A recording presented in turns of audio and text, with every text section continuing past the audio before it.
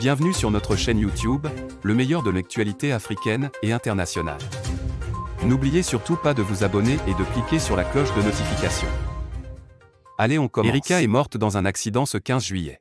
Ses camarades organisent une veillée devant sa chambre. La jeune fille s'apprêtait à fêter ses 22 ans le 14 octobre prochain. C'est la tristesse chez les proches de Erika, décédée ce jour dans un tragique accident de circulation en compagnie de ténors.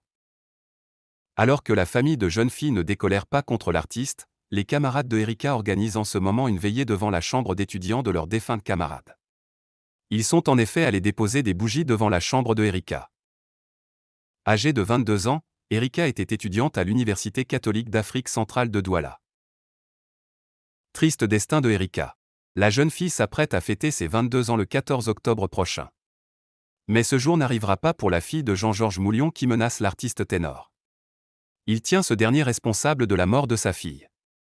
Que Ténor sache qu'il s'est attaqué à un lion et qu'une fois remis de son accident, qu'il vienne immédiatement au pays Bamoun doter ma défunte fille, a-t-il déclaré. La jeune étudiante est en première année management à l'Université catholique Saint-Jérôme de Douala.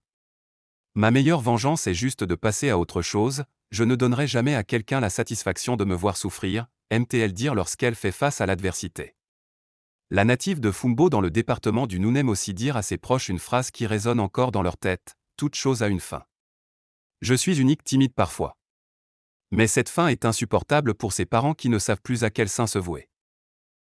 Selon les dernières informations parvenues à la rédaction de Cameroun Web, le père de la défunte est allé chercher le corps de sa fille à l'hôpital La Quintini pour l'amener dans leur village natal.